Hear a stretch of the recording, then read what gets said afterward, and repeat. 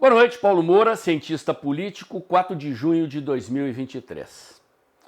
Meus amigos, o vídeo de hoje é um pouquinho diferente. Eu resgatei uma live de setembro de 2020 que eu publiquei aqui no canal sobre o sistema eleitoral norte-americano. Como vocês sabem, tem eleição nos Estados Unidos agora no final do ano. O sistema eleitoral americano é único no mundo, sou admirador do sistema, um sistema de presidencialismo com voto distrital puro e eleições primárias. Estão em fase inicial lá nos Estados Unidos sobre isso. E eu estou publicando esse vídeo hoje porque na hora que o vídeo está indo ao ar, eu estarei viajando para o exterior. Vou passar 15 dias na Europa em função de eu ter ganho um processo em segunda instância contra o Banco do Brasil, decorrente do sequestro que eu sofri em fevereiro do ano passado. Infelizmente, ao contrário do que fez a XP Investimentos, que depositou o dinheiro roubado 72 horas depois que eu apresentei o boletim de ocorrência, o Banco do Brasil tomou a atitude oposta. Eu precisei entrar na justiça contra o banco, ganhei em segunda instância, estou me dando essa viagem de presente como compensação pelas incomodações que eu passei com o sequestro e com o banco. Infelizmente, essa é uma das razões pelas quais eu fechei as minhas contas no Banco do Brasil. Quero agradecer também a vocês que têm doado pelo Pix do canal. O mês de junho está começando, as doações estão vindo e eu preciso do apoio financeiro de vocês para continuar o trabalho que eu já faço há 3 anos aqui, entregando diariamente para vocês informação e análise independente. Em função dessa queda da receita do canal, eu criei o Clube de Membros do canal Dextra. Por apenas R$ 4,99 por mês, você adquire o direito de participar de 4 lives mensais exclusivas para membros do canal. Essas lives acontecem às sextas-feiras, às 20 horas.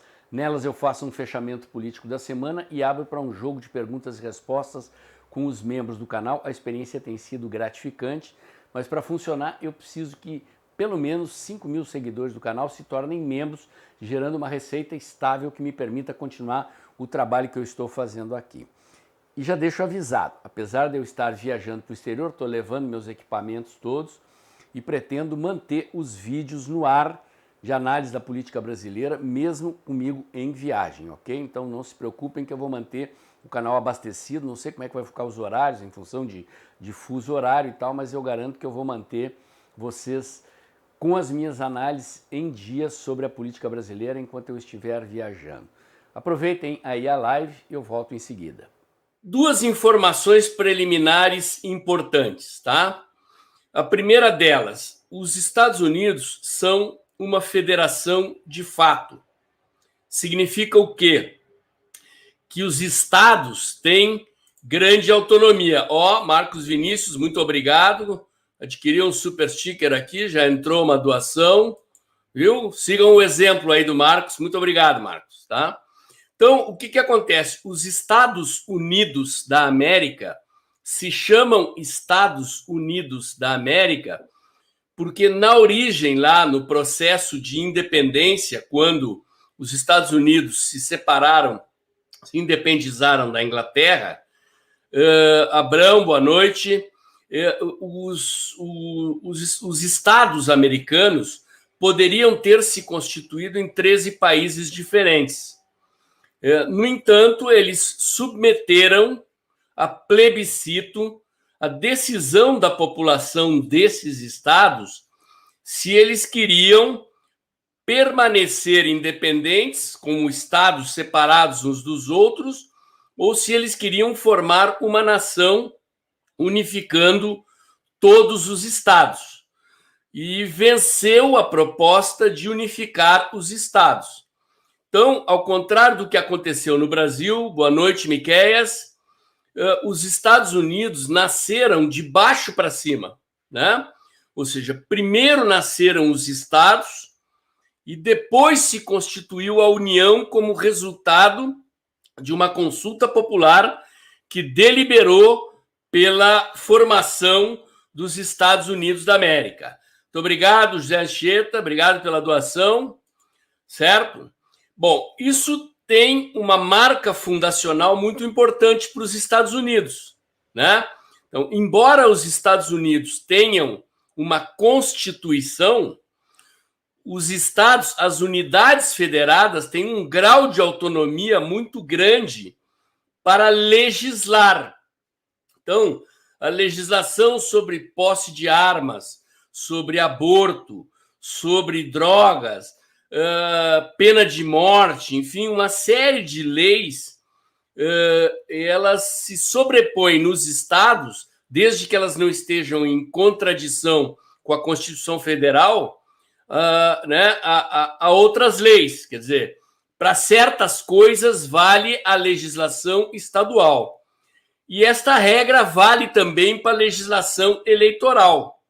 Então é muito importante entender isso, porque aqui no Brasil, nós, apesar de sermos uma república federativa, a nossa federação é uma federação fake, né?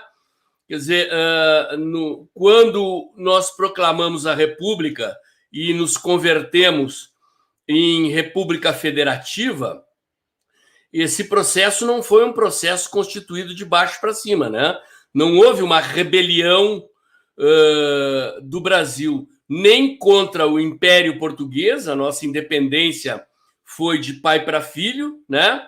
E também não houve uma rebelião contra a coroa para formar a república, no qual os estados tivessem proeminência. Então, as rebeliões que aconteceram nos estados contra o poder central no Brasil, em geral, foram derrotadas. Então, e como consequência disso, quer dizer, nós praticamente temos um país supercentralizado, em que a legislação federal ela é padronizada para o país inteiro.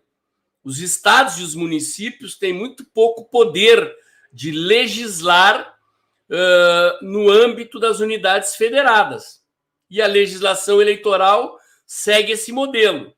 Quer dizer, é a mesma lei que regulamenta as eleições em todos os estados, em todas as cidades. Doação do Stelvio aqui, um super sticker. Muito obrigado, Stelvio. Né? Então, em todos os estados, é a mesma lei, o mesmo sistema eleitoral vigora no país inteiro. Isso nos confere uma dificuldade, às vezes, de entender como é que se processa a eleição americana, porque a gente fica olhando o noticiário, né?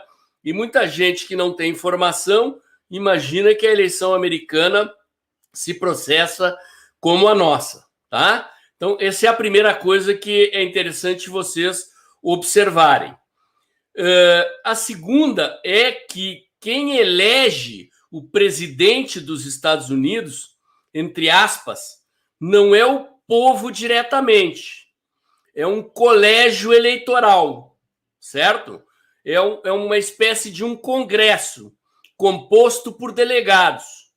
Então, o povo vota nos delegados. Boa noite, Norma, bem-vinda. O povo vota nos delegados e esses delegados vão a uma convenção nacional e escolhem o presidente da República. Então, o partido que fizer a maioria de delegados nos estados faz o presidente da República, tá? Dito desta maneira, parece muito simples, né? Mas é muito importante que se compreenda isso. A eleição nos Estados Unidos, de fato, é indireta. Então, como a legislação é diferente em cada estado e como o sistema lá é majoritário, é como se houvesse uma eleição em cada estado, tá? Por isso que nos Estados Unidos as pesquisas eleitorais erram muito, porque as pesquisas entrevistam os eleitores num padrão de amostragem nacional, sem considerar o sistema distrital a partir do qual são eleitos os delegados, tá? Numa live que eu fiz aqui em agosto, acho que foi dia 22 de agosto, eu expliquei como é que funciona o sistema majoritário, tá? Vou repassar aqui para vocês terem uma ideia. O sistema majoritário é um sistema que se baseia em quem faz a maioria dos votos num distrito leva o representante, né? Então, na Inglaterra, por exemplo, existe uma eleição primária dentro dos partidos. Os candidatos competem entre si para ser o deputado do distrito dentro do partido. Aí o partido escolhe o candidato a deputado e ele vai disputar a eleição contra o candidato a deputado que venceu a primária no outro partido. E quem elege o deputado distrital, ou seja, quem fizer a maioria dos votos no distrito, manda o delegado para o Congresso Nacional, para a Câmara dos Representantes. Então, a minoria fica sem representante. Então, os Estados Unidos, ao contrário da Inglaterra, não são uma monarquia constitucional, são um sistema presidencialista. O regime político é presidencialista, mas o sistema eleitoral é majoritário, com exceção de 2 estados, tá? Depois a gente chega lá para não complicar. Bom, existem 2 formas dos partidos indicarem candidatos nas eleições. Um deles é o sistema que existe no Brasil, que baseia-se no quê? O partido escolhe quem vai ser candidato, né? Ou seja, o eleitor não tem ingerência na escolha do partido. Nós somos levados a escolher esses nomes, em geral, muito ruins, que os partidos nos oferecem. No sistema norte-americano, obrigado, olha a Bruna Torlai, que prestígio, que ótimo. Rosemary Constantino, muito obrigado pela presença. Olha a Bruna nos honrando. Para quem não conhece o canal da Bruna, eu indico. Bruna me deu uma força aqui no canal, fiz uma live com ela e meu canal deu um up no número de seguidores, tá? Bom, vamos lá então. No sistema norte-americano, o eleitor tem interferência em quem serão os candidatos do partido, tá? Por quê? Porque lá existe o sistema das primárias. A eleição nos Estados Unidos, gente, ela leva entre 17 e 18 meses para que todo o sistema que eu vou explicar para vocês se cumpra, o cronograma de processamento das escolhas se cumpra, tá? Então, a eleição primária é uma eleição aberta ou a filiados do partido ou a eleitores que queiram se cadastrar para votar na primária do partido, tá? Então, assim, em determinados estados, dependendo do partido, se é o Partido Democrata ou o Partido Republicano, um eleitor que não é filiado ao partido pode se matricular no partido e lá dizer assim, eu quero votar na prévia, quero votar na eleição primária. Então, você vai lá, se cadastra no partido, dependendo do partido e do estado, é com bastante tempo de antecedência, com 6 meses de antecedência. Dependendo do estado e do partido, pode ser na véspera da eleição primária, tá? Então, essa é outra diferença. Eu posso, vamos dizer que eu sou, né? Eu sou um eleitor republicano negro, mas o Partido Republicano vai apresentar um candidato branco e o Partido Democrata vai apresentar um candidato negro, eu quero votar no negro. Dependendo do estado, eu posso ir lá e me cadastrar no partido, mesmo sendo filiado ao outro, para votar na prévia e influenciar a escolha do candidato do partido, mesmo que eu não seja filiado a ele. Ok?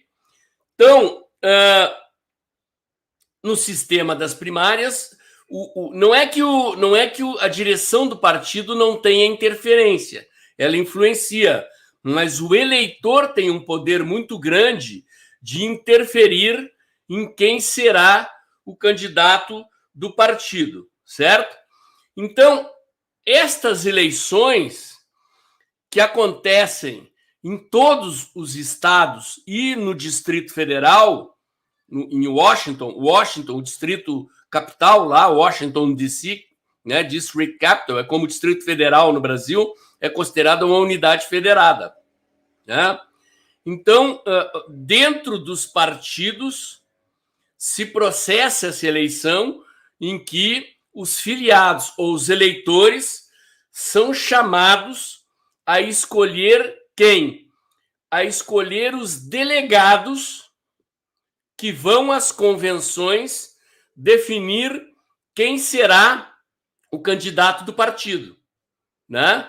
Então, nós estamos assistimos até há pouco tempo atrás. Dentro do Partido Republicano, esse ano não houve primárias, porque o presidente Trump está disputando a reeleição. Então, quando o presidente da República está disputando a reeleição, não há primária, ele automaticamente é reconhecido como candidato do partido, né? No Partido Democrata, que está na oposição, houve eleições primárias, concorreram vários candidatos, né? Principalmente o Bernie Sanders, a Hillary Clinton e a Hillary dessa eleição não concorreu, né? Mas enfim, venceu o Biden, nem me lembro quem eram os candidatos, né? Além do Bernie Sanders, que é o mais comunista de todos os democratas lá, que é o partido de esquerda nos Estados Unidos, né? Então, eles vão afunilando, né?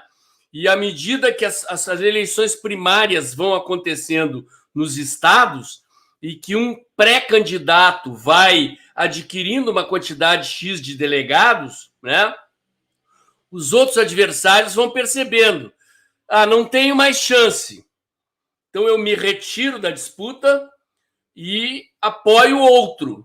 E as eleições primárias vão acontecendo, né, até que se afunila em 2 candidatos, ou que todos desistem e vai um para a eleição. No caso do Partido Democrata, acabaram de decidir que o candidato que vai disputar contra o Trump é o Joe Biden, certo? Deixa eu dar uma olhada na minha colinha. Bom, estes delegados dessa primeira rodada, eles vão eleger, numa segunda rodada, os superdelegados, tá? Então, de fato, quem escolhe o presidente da República são os superdelegados, que são delegados escolhidos pelos delegados, ok? Então, feitas as eleições primárias nos partidos, né?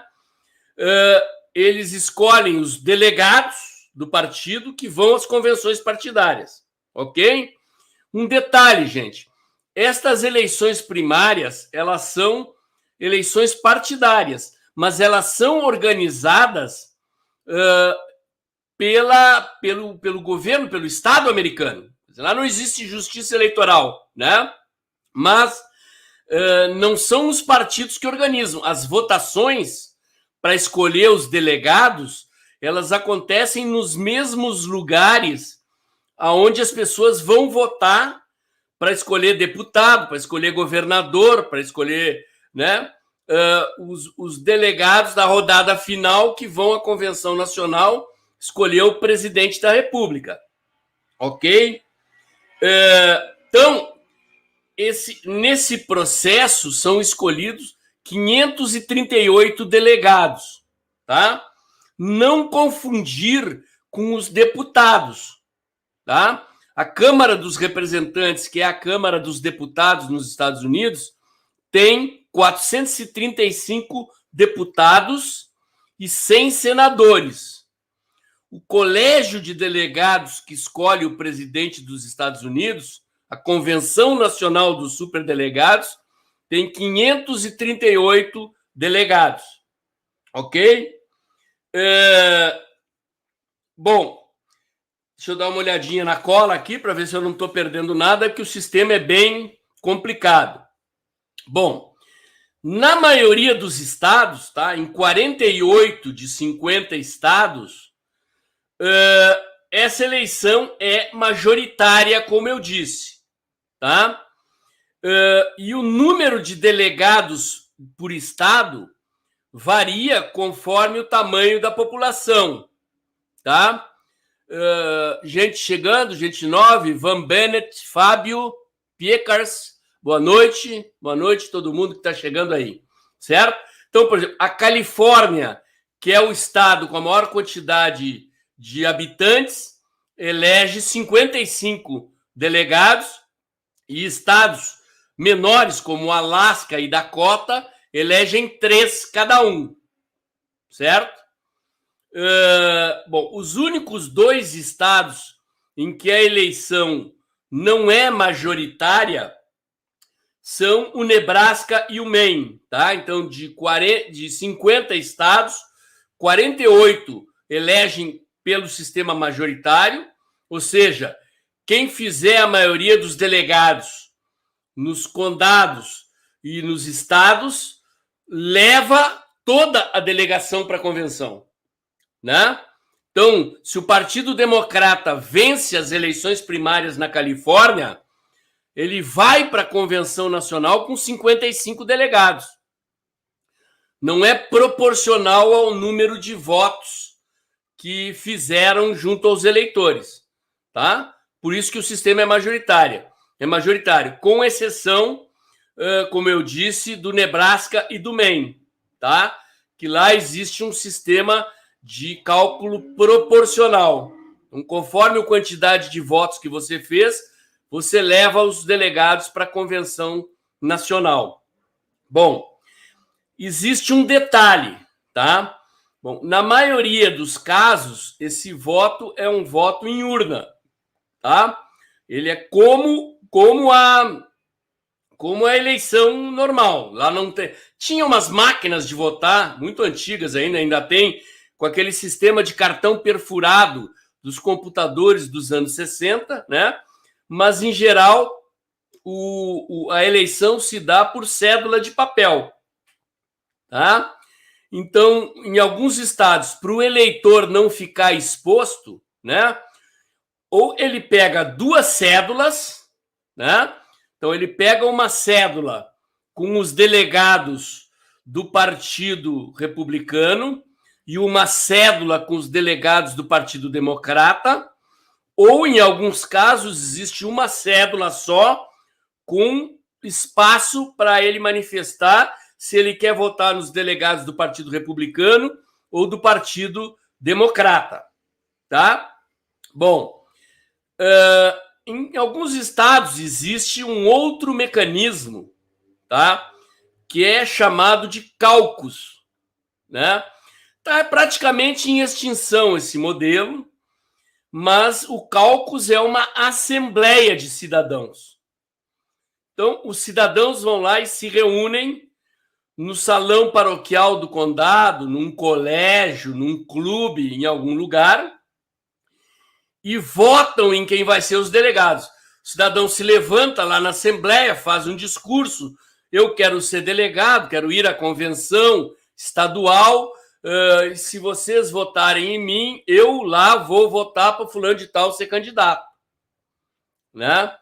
E aí se processa uma votação. Em alguns casos, essa votação pode ser levantando a mão, em alguns casos pode ser também por voto em cédula, tá?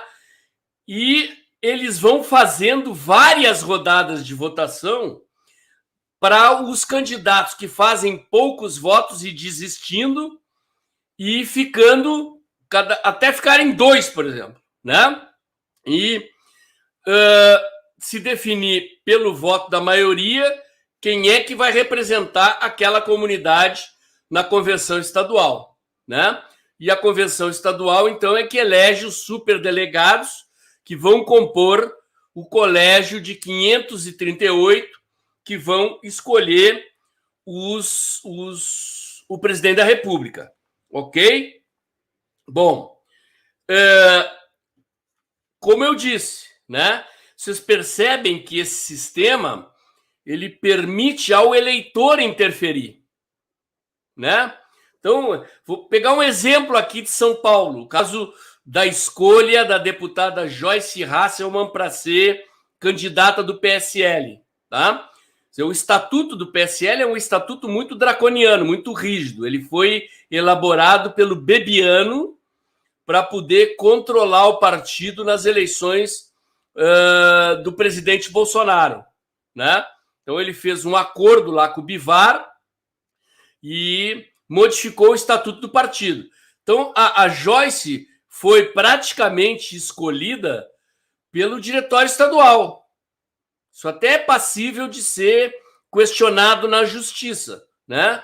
De questionar lá e dizer que eles não cumpriram a lei e mandar fazer a convenção.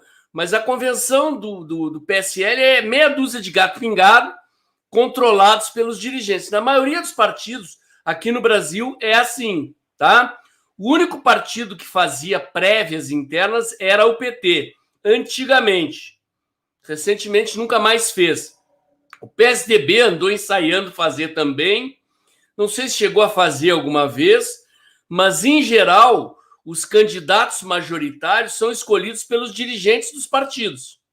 Quer dizer, o eleitor, nem mesmo filiado do partido, é chamado a votar numa convenção partidária no qual candidatos disputam o direito de ser o representante do partido, né? É um sistema muito menos democrático. Olha o que a Bruna botou aqui, ó, pessoal. É o fundo eleitoral, né? Dizem que o PSL vai gastar 10 milhões de reais com a campanha da Joyce, né? Sabe-se lá como esse dinheiro vai ser gasto. Obrigado, Isabel. Obrigado pelo prestígio. Chegou mais, não sei se chegou agora, se já estava assistindo, mas me deu os parabéns agora. Muito obrigado. Então, vocês podem ver, quer dizer, há casos, dependendo do estado e dependendo do partido, em que um cidadão que não é filiado ao partido, né, portanto, não contribui financeiramente, não participa das reuniões do partido, né, pode votar na convenção. O Fábio aqui está dizendo que o PMDB e o PSDB faziam, né? Mas são exceções. No Brasil aqui, normalmente, são os dirigentes partidários que escolhem. Eles fazem acordos entre eles lá, a portas fechadas, e a gente tem que engolir as opções que eles nos oferecem, né? Eu observando aí como é que está para nós conservadores no Brasil inteiro, a situação é extremamente crítica. Na maior parte dos estados, né? O eleitor, como se diz lá no Sul, está mais perdido do que filho de prostituta no Dia dos Pais, né? Não sabe em quem votar. Então, é bem complicado, realmente bem complicado esse modelo, porque ele é um modelo menos democrático, né? Em que nós, eleitores, só temos o papel de referendar os nomes ruins que os partidos escolhem e nos impõem, tá?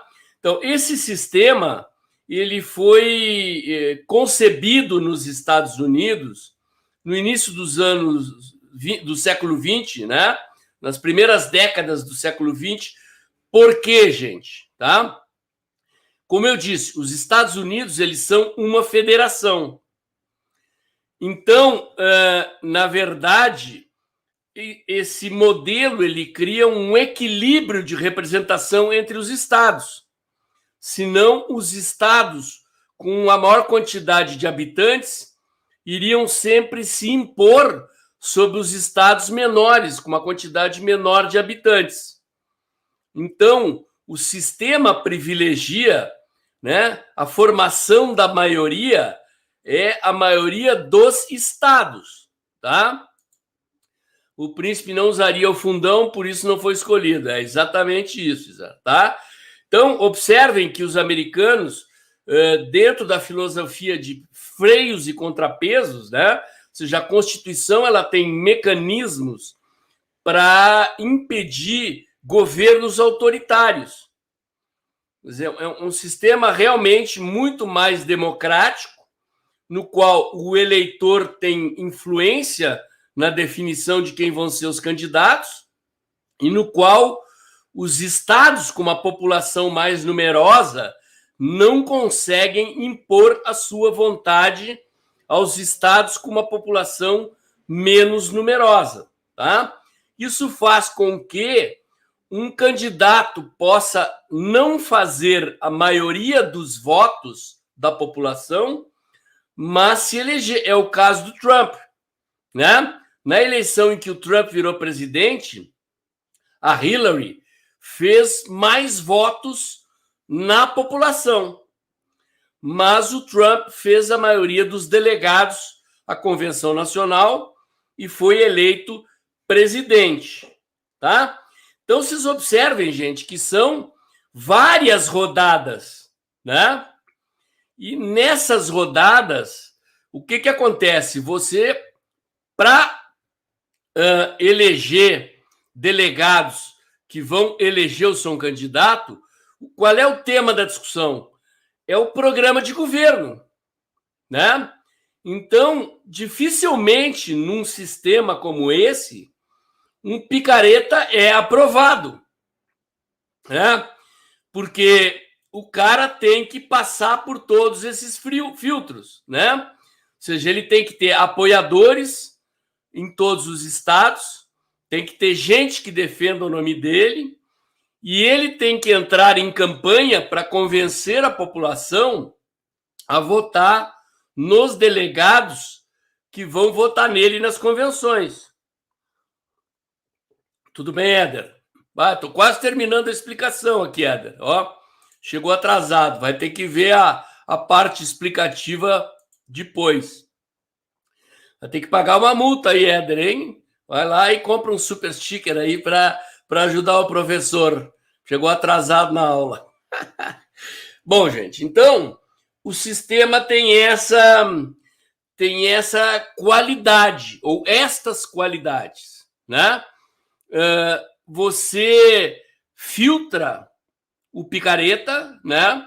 Dificilmente um cidadão com um passado nebuloso sobrevive a um processo de escrutínio como esse, porque a vida do cara vai ser revirada, né? E se ele tiver alguma vulnerabilidade, algum episódio mal explicado na vida, isso vem a público, tanto pela imprensa como pelos adversários, né?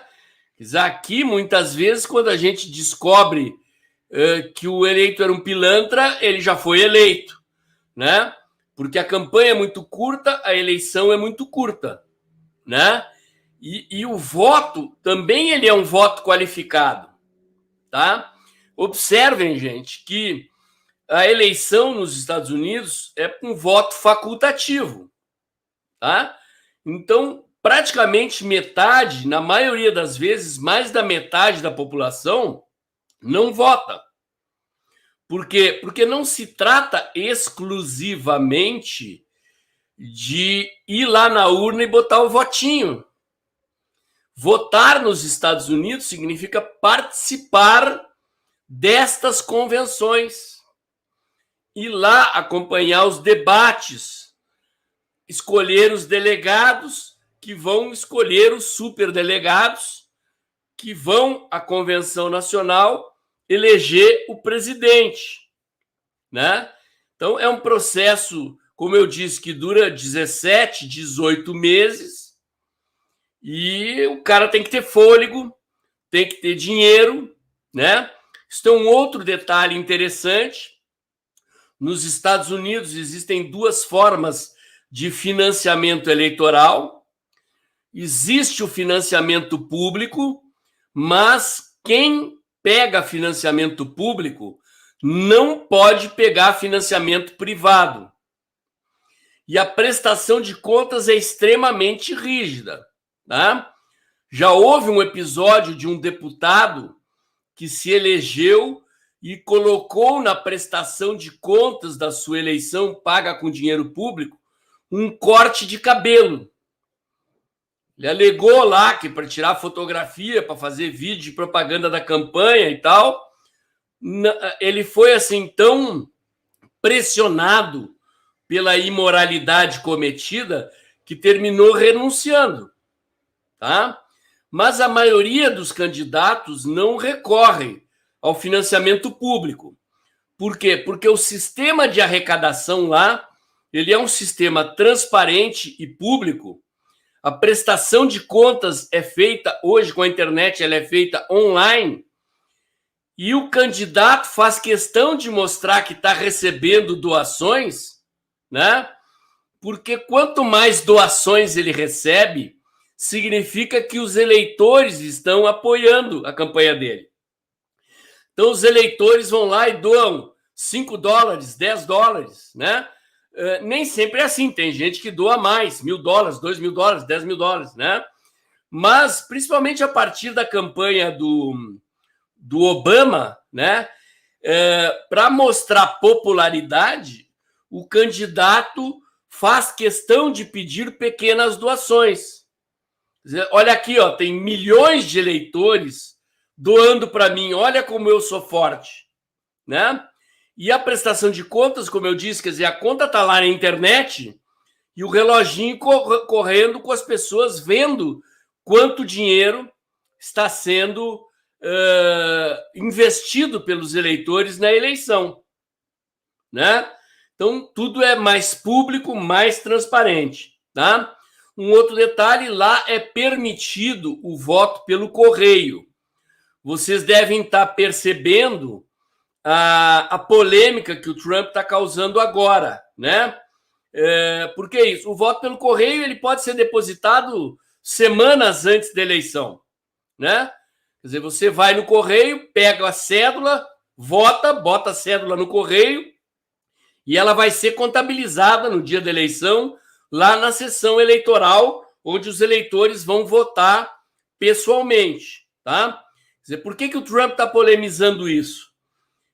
Porque os eleitores republicanos são mais mobilizados, são mais motivados a ir à urna. Então, para o eleitor democrata, que é mais acomodado, o voto pelo correio favorece o candidato democrata. Quer dizer, em vez de ter que entrar na fila da convenção e lá votar no dia da eleição, ele vai num posto de correio a qualquer dia da semana, semanas, acho que até mais de mês antes da eleição, e deposita seu voto. Esse voto vai ser armazenado, enviado para a sessão eleitoral e contabilizado lá, tá? Não há nada de ilegal, mas o Trump está tentando... É uma discussão parecida com aquela sobre as urnas eletrônicas aqui, né? Ele está demonizando o voto pelo correio, porque o objetivo dele é mobilizar os republicanos, é dizer, olha, gente, né? Vão nas convenções, vão votar, porque disso depende a formação da maioria na qual eu vou me eleger. As eleições americanas têm sido eleições muito apertadas, né? E, ó, diz o Heller aqui, até para isso a esquerda é preguiçosa. Então, mas é isso mesmo, né? E é isso, gente, né? A grosso modo, como vocês puderam ver, o sistema eleitoral americano é muito mais complexo, mas eu sou um admirador do sistema americano, né? E por diversas razões que eu explicitei aqui, né? Primeiro, por causa dele permitir que o eleitor interfira na escolha dos candidatos, né? E segundo, porque ele é um sistema que permite o debate mais aprofundado, que envolve um grau de mobilização e de qualidade maior da escolha, né? Quer dizer, a gente não acompanha no detalhe a fase inicial dessas convenções, mas o povo americano ele tem uma vida comunitária muito forte, né? O eleitor americano, o cidadão americano, ele participa muito da vida comunitária. Lá você elege xerife, lá você elege juiz, né? Então, eles discutem muito a vida da comunidade, o destino da comunidade, os impostos, né? As leis e tudo mais. E aí o voto é muito diferente do que acontece no Brasil. E aí, gostaram da live? Bom, se você gostou, curte, comenta e compartilha. Bota o dedãozinho lá, aperta o sininho para o YouTube avisar você quando tem vídeo novo no canal. Inscreva-se aqui no meu canal. Inscreva-se também nos meus canais alternativos nas outras mídias sociais. Acompanhe meus comentários diários no canal Tempo e Dinheiro, do jornalista João Batista Olive, de segunda a sexta-feira, um pouco antes das 2 da tarde. E lembre-se, o vídeo está terminando, junho está começando, depois da vinheta. Abra o aplicativo do seu banco, pinga seu Pix mensal aí ou torne-se membro do canal. Ajude a manter o trabalho que eu faço aqui já há 3 anos, diariamente entregando a você informação e análise independente, comprometida com ideias liberais, com valores conservadores, com o Brasil livre, próspero, verde e amarelo, em ordem e progresso. Agradeço também se você puder continuar compartilhando os meus vídeos, chamando amigos, colegas e parentes para seguir o canal e levando mais longe os conteúdos que eu entrego aqui todo dia. Amanhã tem mais. Olá, amigos do canal Dextra. Manter um canal no YouTube entregando conteúdo diário dá muito trabalho e custa dinheiro. Equivale-se a matar um leão por dia, porque nós temos que nos esforçar, perseguir a qualidade e a credibilidade. As pessoas assistem o conteúdo e contribuem se quiserem. Isto provoca uma instabilidade muito grande nas receitas do canal, que, no entanto, mantém despesas fixas e altas, com equipamento, com pessoal, contabilidade, impostos, enfim. Para resolver esse problema da instabilidade da receita do canal, eu criei o Clube de Membros do canal Dextra. Clicando aí no botão Seja Membro no site do YouTube, se você tem iPhone vai ter que fazer isso no computador, porque o botão Seja Membro não aparece no seu iPhone, você contribui com R$ 4,99 por mês, tendo direito a 4 lives mensais, nas quais eu faço análise política da semana que se encerra e abro para um jogo de perguntas e respostas dos seguidores do canal. Dessa forma, você tem acesso privilegiado a um relacionamento mais estreito comigo e ajuda a estabilizar a receita do canal. A minha meta é chegar a 5.000 membros do canal. R$ 4,99 é uma passagem de metrô aqui em São Paulo, não vai doer no seu bolso, mas se muitos seguidores se tornarem membros, eu resolvo o problema da estabilidade financeira do canal.